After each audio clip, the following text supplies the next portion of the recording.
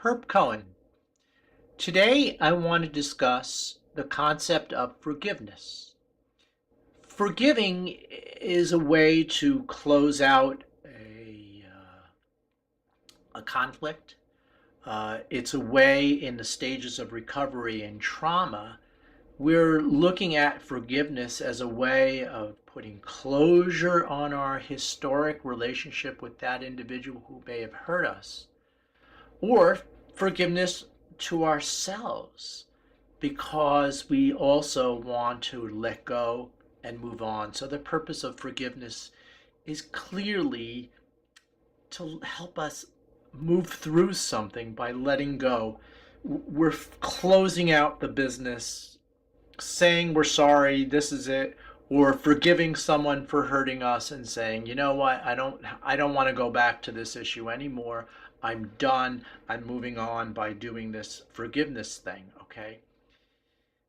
But there's a problem with forgiveness in that, and I'm not talking about that well-timed relationship breach. I'm talking about here where there's real serious unforgivable things that are going on, that have gone on, that are difficult to deal with.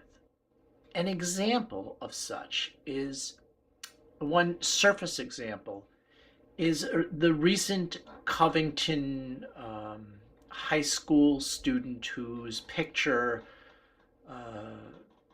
became plastered all over the internet, where he's staring down a Native American who's beating a drum in a very sacred ceremony. And the immediate reaction to this by the public was intense public outrage. And people wrote that this is perhaps not forgivable, that what these students did was an act that wasn't forgivable.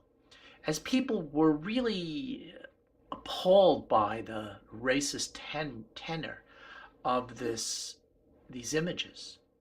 Now, I know there's a bigger controversy that ensued from that, but when I looked at that situation, and my own reaction initially as well was also one of condemnation, one of rage. And I thought about those words, not forgivable. That kind of created a little dilemma with me, because I'm wondering, is there anything that's not forgivable?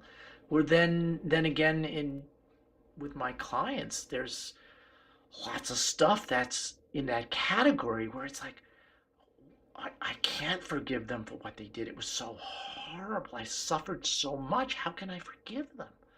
Or maybe I can forgive them knowing that they were damaged goods, but I can't forgive what they did to me. Or I forgive what they did to me, but I can't forgive them as a person for making those decisions and allowing that to happen. Those are compromises in forgiveness, but you can see the difficulty that people are in when we have to be in that position. And though we may say, I forgive you for this, they may not feel that. And is there really closure then? Are we really walking away from this? And what do we do with this Covington High School kid who's 17 years old, and now he's got to live with this forever, being basically judged by the entire nation? And though there's lots of controversy around whether he should be judged or not be judged, the issue is that if we seek an apology from him, we're judging.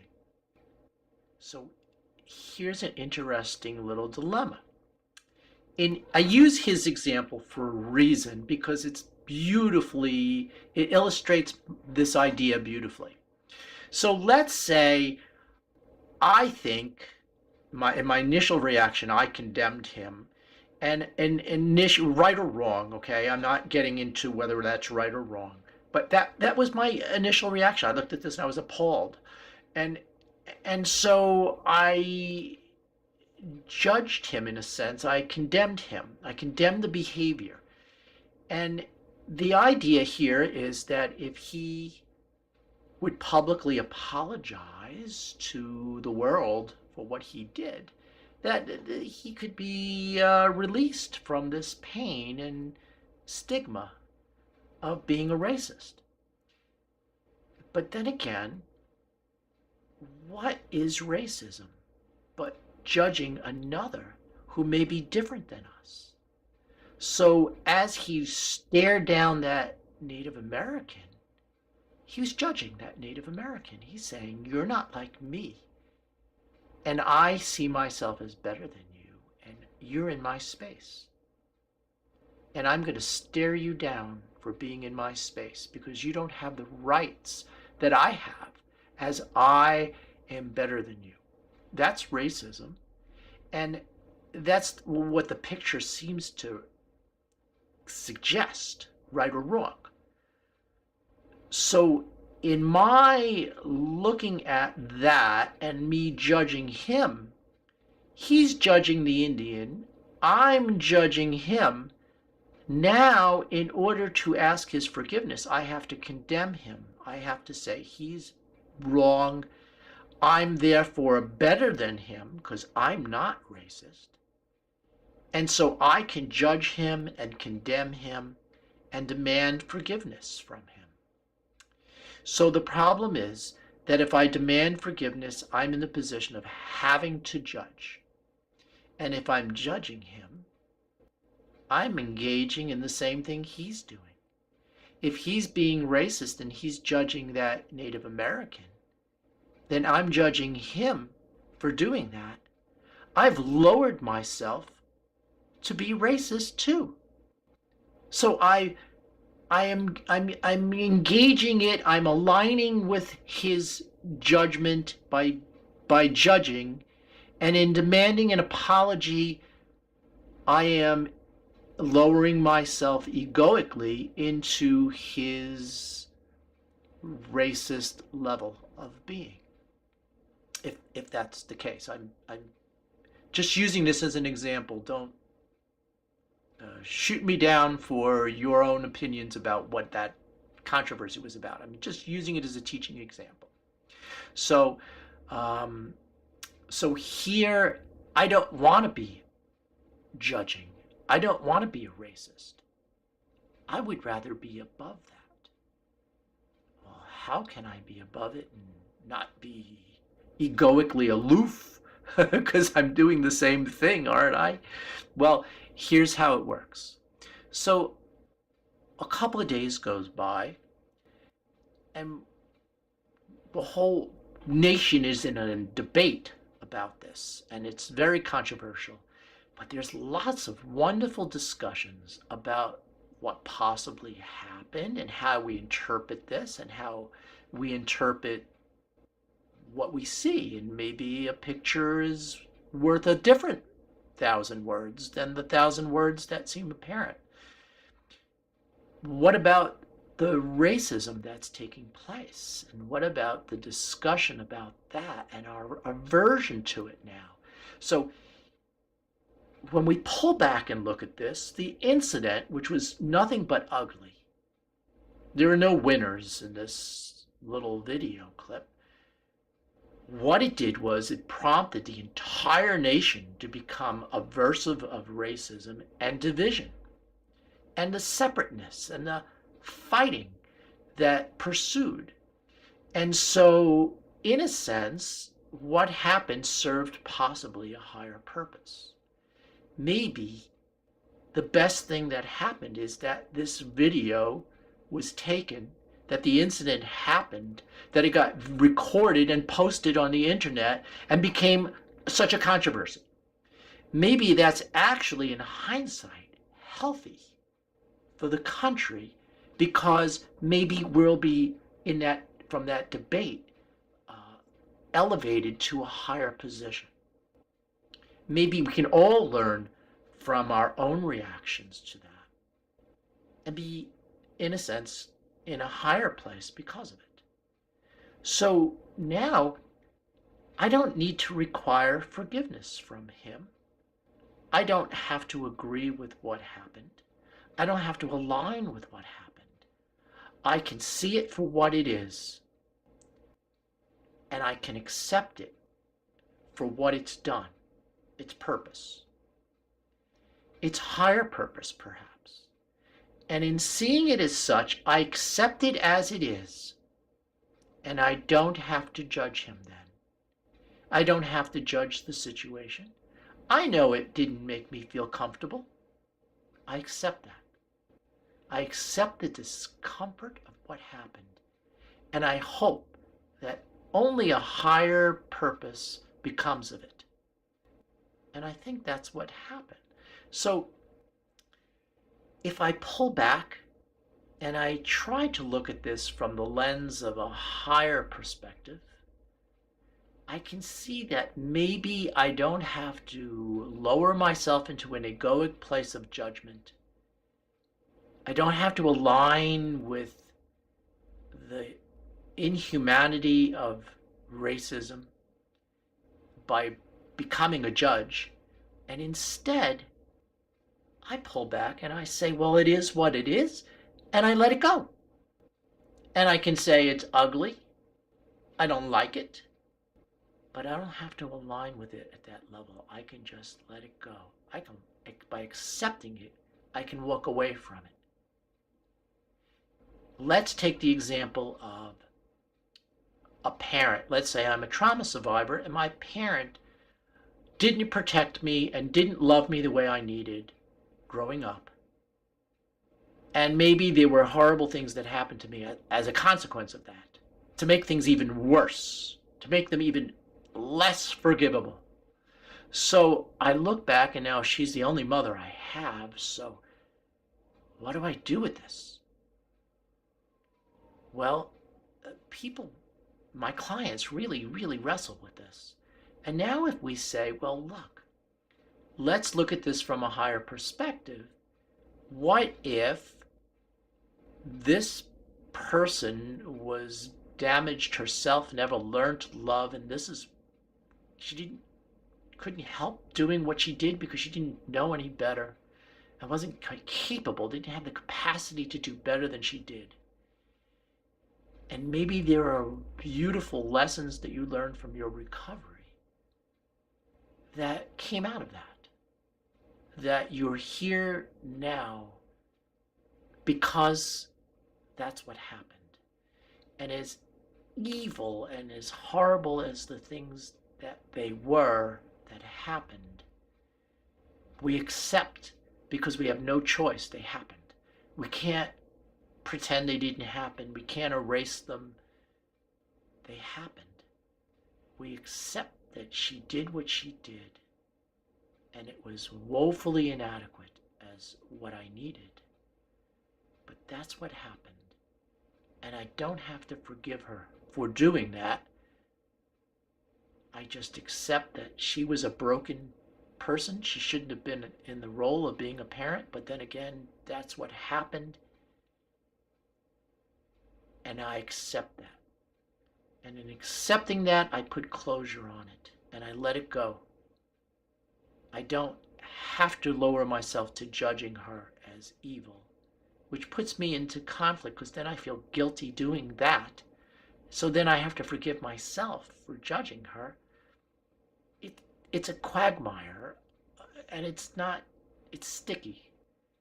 And it's a cleaner place to just rise above it and say, I'm in a better place now, and I can look back at this and say, God damn, I certainly wish this never happened to me, but it did. And I am who I am right now because of it. It's part of who I am. It's part of having had defined me as part of my history. So I'm going to let it go, accept it as it is for what it was, and let her go.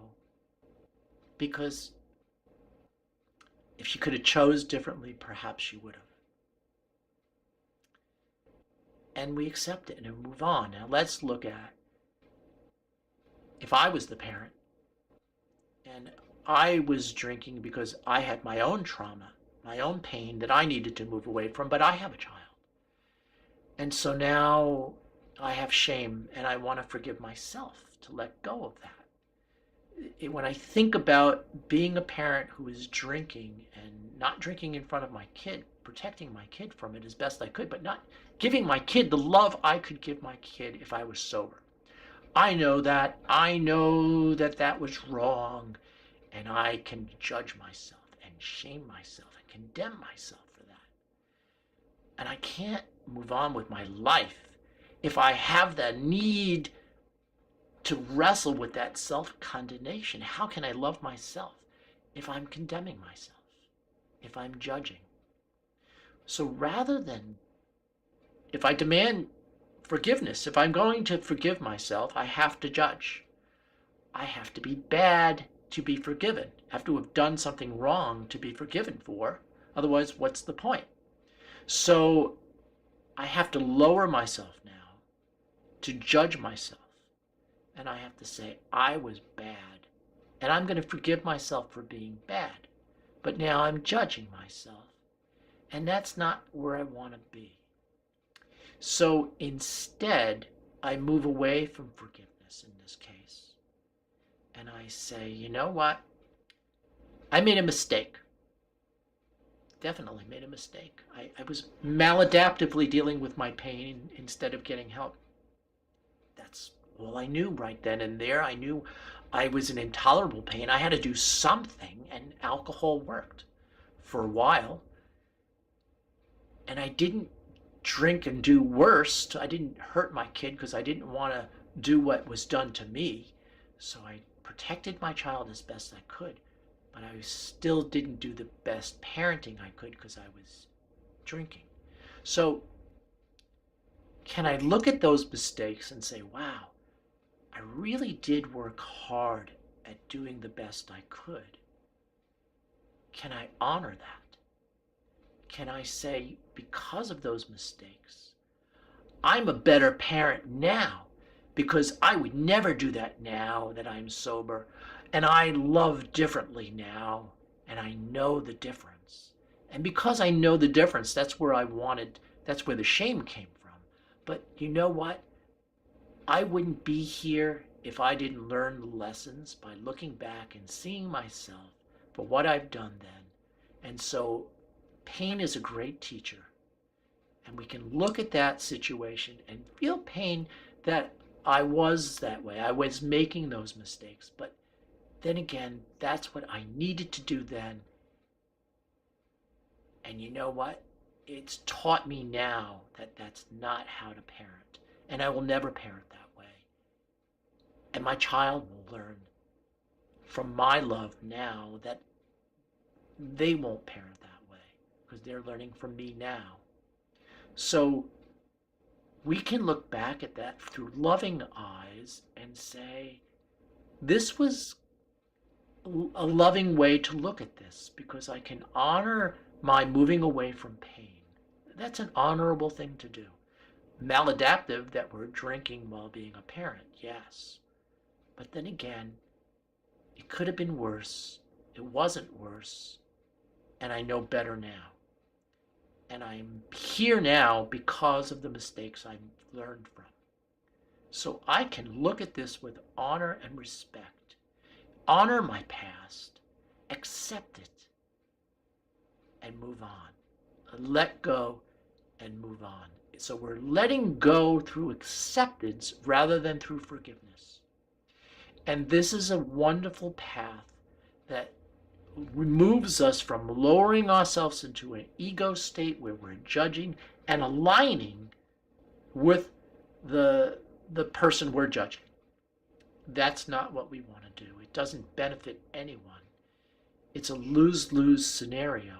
So in these cases where it's difficult to forgive, the answer is to move beyond forgiveness, to get that bird's eye view and use that bird's eye view to move beyond that idea.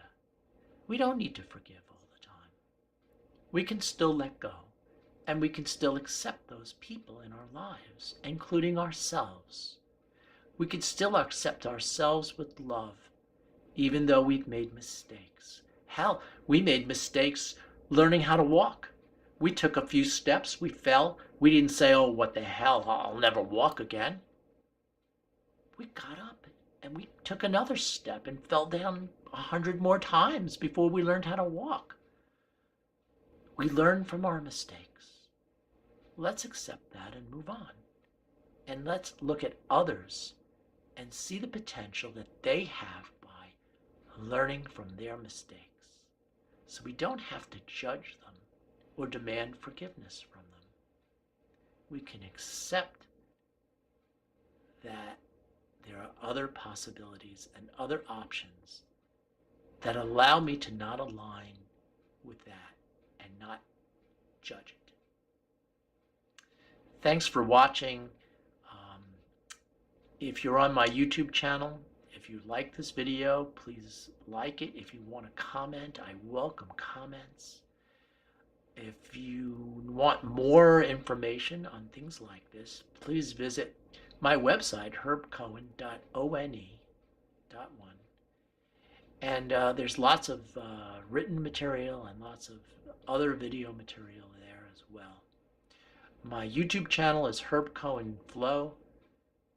And subscribe. And if this is something that has affected you, please share it. Thanks, and I'll see you in the next video.